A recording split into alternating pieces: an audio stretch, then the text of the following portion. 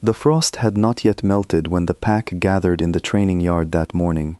The sky was still grey, and the cold air carried the smell of pine and smoke from the nearby cabins. Wolves of every rank stood in a loose circle, their breath rising in small white clouds. No one spoke. Everyone knew what was about to happen, and no one dared to look away. At the center of the circle knelt Lyra Voss, her wrists bound loosely in front of her, her knees pressed into the frozen ground. Her dark hair had fallen across her face, hiding her eyes, but her shoulders trembled slightly from the cold, or perhaps from something else entirely. She was an Omega, the lowest rank in the pack, and Omegas were rarely given a voice when accusations were made against them. The accusation had come the night before. A silver bracelet, said to belong to the Beta's daughter, had gone missing from the main hall. By morning, Whispers had already decided who was guilty. No one had asked Lyra for her side of the story. No one ever did. The Beta, a broad-shouldered man named Garrick, stood a few feet from her with a leather strap in his hand. His daughter, Celine, stood just behind him, her arms crossed and her chin lifted in satisfaction. She did not look at Lyra. She looked instead at the crowd, as if she wanted witnesses to remember this moment. "This is what happens to thieves," Garrick announced, his voice carrying across the yard. "Let it be a lesson to anyone who forgets their place." Lyra did not cry out. She had learned long ago that tears only made things worse in this pack. She simply closed her eyes and waited, her heart pounding so loudly she thought everyone must be able to hear it. Garrick raised his arm, but before the strap could fall, a low growl rolled across the yard, deep and powerful, the kind of sound that made every wolf present freeze in place. It was not a growl of warning. It was a growl of pure, unrestrained fury. Alpha Cain Direwolf stood at the edge of the yard, his tall frame blocking the morning light. He had been away for 3 days on border patrol, and he had not been expected back until nightfall. But something had pulled him home early, a restlessness he could not explain, a pull in his chest that had grown stronger with every mile he traveled. Now he understood why. The moment his eyes found Lyra kneeling in the frost, something inside him shifted violently. Her scent reached him on the wind, warm and sweet despite the cold morning, and his wolf surged forward with a force he had never felt before. It was as if the world had gone silent except for her. Every instinct in his body screamed one word, mate. He did not remember crossing the yard. One moment he stood at the edge, and the next he was beside Garrick, his hand closing around the leather strap and crushing it in his fist before it could ever touch Lyra's back. The yard fell utterly silent. "Alpha," Garrick stammered, stumbling back a step. "I did not expect you until—" "Who ordered this?" Cain's voice was quiet, but it carried a weight that made the ground itself seem to tremble. "She stole from my daughter," Garrick said quickly. "The bracelet, the silver one. Celine saw her near the hall last night." Cain turned his gaze toward Celine, and for the first time in her life, the Beta's daughter felt truly afraid. His eyes had begun to glow gold, a sign that his wolf was close to the surface, barely restrained. "Did you see her take it?" Cain asked, "or did you simply decide it was her?" Celine opened her mouth, then closed it again. She had no real answer, because there had been no real proof. There had only been convenience, and cruelty, and a girl she had never liked. Cain knelt down beside Lyra without another word. Up close, he could see the raw skin on her wrists where the rope had rubbed too tight, and the faint bruises on her knees from kneeling too long on the frozen ground. Something twisted painfully in his chest, an ache he had never known before this moment. "Look at me," he said gently.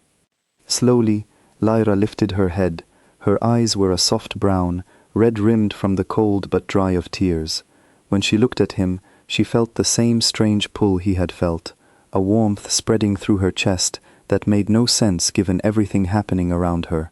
She had heard stories of fated mates, of course, but she had never imagined it would happen to someone like her, and certainly never like this. "You're safe now," Cain said quietly, so only she could hear. "No one will touch you again." He rose to his feet and turned to face the pack. Every wolf in the yard stood frozen, unsure of what was happening, unsure of what their alpha would do next. "This woman," Cain announced, his voice carrying across the entire yard, "is my mate." A wave of gasps rippled through the crowd. Even Garrick took a step back, his face draining of color.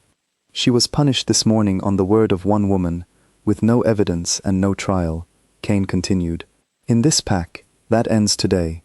Every wolf here, regardless of rank, will show her the respect she deserves. Kneel." For a moment, no one moved. The order was unlike anything the pack had heard before.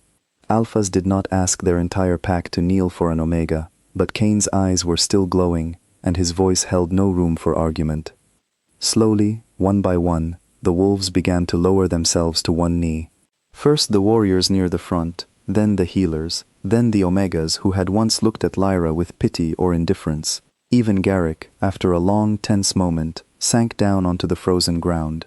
Selene was the last to kneel, her face burning with humiliation, but even she did not dare defy the Alpha King. Lyra watched in stunned silence as the entire pack bowed before her. It felt like a dream, one she was certain she would wake from at any moment. For years, she had eaten her meals alone, been given the hardest chores, and been the first one blamed whenever something went wrong. Now the same people who had ignored her were kneeling in the frost because of a single word from their Alpha. Kane knelt beside her again, and this time he gently untied the rope from her wrists. His fingers were careful, almost reverent, as though she were something fragile and precious. "I am sorry I was not here sooner," he said quietly. "You did not know," Lyra whispered, her voice hoarse from the cold and from holding back tears for so long. "That does not matter," he said. "I am here now."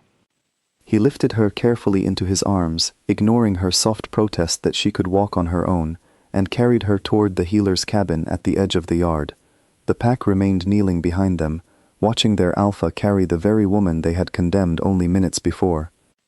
Inside the cabin, the healer, an older woman named Marin, quickly set to work cleaning the marks on Lyra's wrists and knees. Kane stayed by her side the entire time, his jaw tight with barely controlled anger every time he saw a new bruise. "I want a full investigation into what happened last night," he told Marin, though his eyes never left Lyra. "I want to know exactly how that bracelet went missing, and I want the truth, not convenient guesses." By midday, the truth had come out, just as Kane had demanded. A young stable hand named Tomas admitted, trembling, that he had seen Selene hide the bracelet herself the night before, tucking it beneath a loose floorboard in the hall. When questioned, Selena finally broke down and confessed. She had done it out of jealousy, furious that Tomas, a boy she had wanted for herself, had shown kindness to Lyra during the harvest festival weeks earlier. She had wanted Lyra punished, humiliated, removed from the pack's sympathy entirely. Kane's fury upon hearing this was colder and more controlled than before, but no less powerful.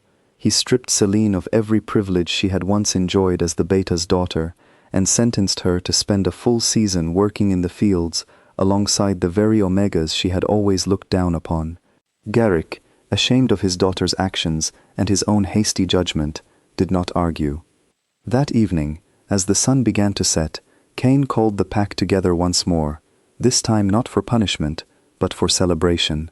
He stood before them with Lyra at his side, her wrists bandaged, but her back straight, her chin lifted for the first time in years. "Today, I found my mate," he announced. "And today, this pack learned an important lesson. No wolf, no matter their rank, will be punished without proof. No wolf will be made to suffer while others look away.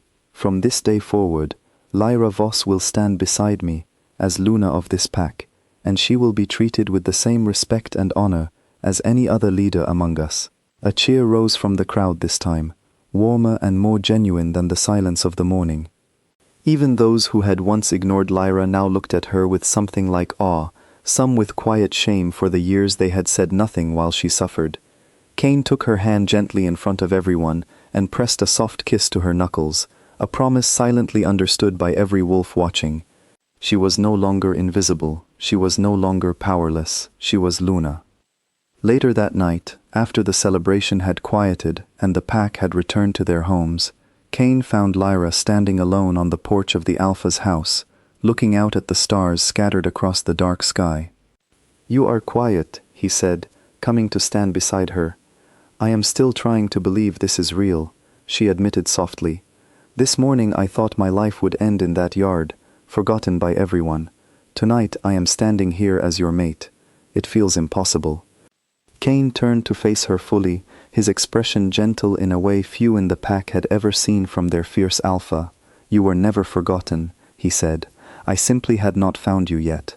But I promise you, Lyra, from this moment forward, no one in this pack will ever make you feel small again, not while I am here." Lyra looked up at him, and for the first time in longer than she could remember, she allowed herself to believe that things could truly be different. The bond between them hummed quietly beneath her skin, warm and steady, a promise neither of them intended to break. "Thank you," she whispered, "for seeing me." "I will always see you," Cain replied, "for the rest of our lives." Above them, the stars shone bright and clear, and somewhere in the quiet of the night, the pack that had once knelt in judgment now slept peacefully, knowing their pack had changed for the better. A new era had begun, one built not on fear and hierarchy, but on fairness and respect, all because their alpha king had followed his heart at dawn and found the mate he never knew he was searching for. In the days that followed, Lyra slowly settled into her new role, though the transition was not always easy. Some wolves were slow to accept the shift in the pack's values, whispering among themselves about tradition and rank. But Cain stood firmly beside her at every turn, and gradually, respect turned into genuine warmth. Omegas, who had once been overlooked, found their voices heard in pack meetings.